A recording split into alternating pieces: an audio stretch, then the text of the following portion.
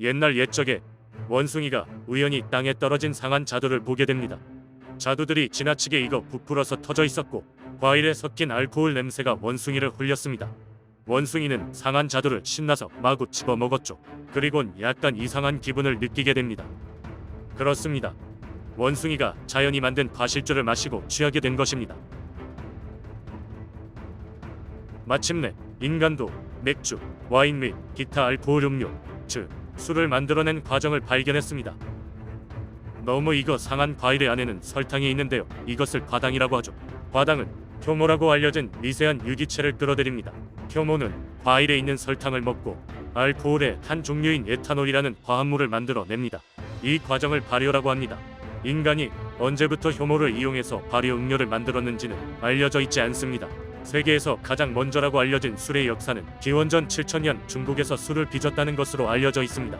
항아리에 담아둔 쌀, 포도, 조, 우울이 발효되면서 자연스럽게 술이 되었다고 하는데 수천 년 전부터 전 세계의 다양한 국가, 문화에서 그들만의 술을 만들고 있었다고 합니다.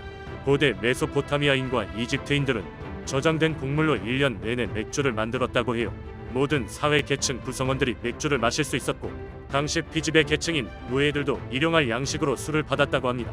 그들은 포도주도 만들었지만 기후 때문에 포도 재배가 적합하지 않아서 포도주는 희귀하고 값비싼 짐이었습니다. 이에 반해 포도가 쉽게 자라는 그리스와 로마에서는 포도주를 쉽게 구할 수 있었습니다. 효모는 기본적으로 모든 식물성 설탕을 발효시키기 때문에 와인을 만들기 쉬웠습니다. 고대 사람들은 수확하는 모든 작물과 식물로 술을 만들었습니다. 남미 사람들은 곡물로 우리의 막걸리와 비슷한 치차를 만들고 멕시코에서는 선인장 수액으로 불케라는 술을 만들고 동아프리카인들은 바나나와 야다스로 맥주를 만들었습니다.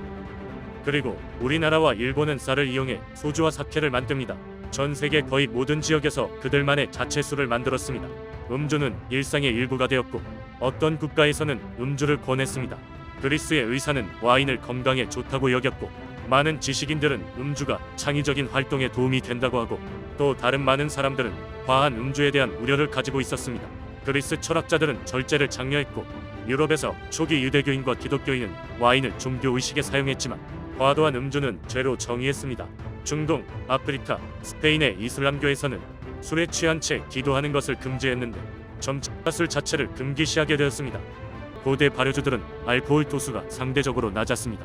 왜냐하면 약 13%의 알코올에서 발효 중에 효모가 생성하는 부산물이 독성을 일으켜 효모를 죽이기 때문에 더 많은 에탄올을 만들지 못하기 때문이었습니다. 효모가 죽으면 발효가 멈추기 때문에 알코올 함량을 높일 수 없었던 것이죠. 그래서 수천 년 동안 알코올 함량이 13% 정도로 제한적이었습니다. 하지만 인류는 혁신하고 발전하는데 대단한 능력자들이기 때문에 증류라는 공정을 발명함과 동시에 더 높은 알코올 함량이 가능해졌습니다. 9세기 아랍 문헌에는 증류 과정이 담겨 있습니다. 발효액을 끓여 알코올을 기화시킵니다. 알코올은 물보다 낮은 온도에서 끓기 때문에 발효액 중에 먼저 증기로 증발합니다. 이 증기를 포착해서 식히게 되면 농축된 액체 알코올을 얻을 수 있습니다. 그래서 증류주는 그 전에 어떤 발효주보다 진한 도수의 술을 만들 수 있습니다. 옛날에는 이 증류주를 의학 목적으로 사용했는데 언제부턴가 중요한 무역 상품이 되었습니다.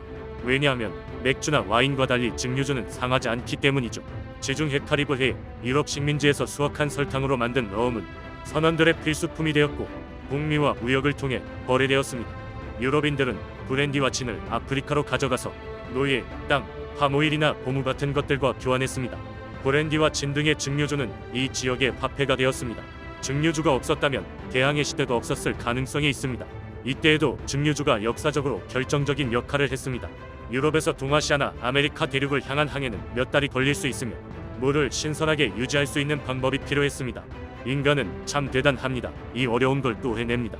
알코올은 해로운 미생물을 죽이는 방부제 작용도 하는데 물통에 브랜디를 일정량 섞으면 물을 신선하게 유지할 수 있었습니다. 이렇게 술은 단순히 원숭이를 취하게 하는 이상한 과일로부터 시작해서 대항해 시대의 역사에서 중요한 핵심 화폐로서 세계 무역과 탐사의 활력을 불어넣는 역할을 했습니다. 그리고 시간이 지남에 따라 인류사에서 술의 역할은 좀 더 복잡해지고 있습니다. 윈스턴 처칠은 술을 통해 얻은 것이 많다고 합니다. 술을 좋아하는 사람들의 논리도 맞고 술을 싫어하는 사람들의 논리도 맞기 때문에 음주를 하든 안 하든 개인의 자유이지만 음주운전은 절대 네버 노노노노노 음주운전 없는 건강한 사회를 위해 구독, 좋아요, 그게 아니고, 구독, 좋아요 안 해주셔도 되니까 음주운전 하지 맙시다. 지식인을 위한 채널. 지식인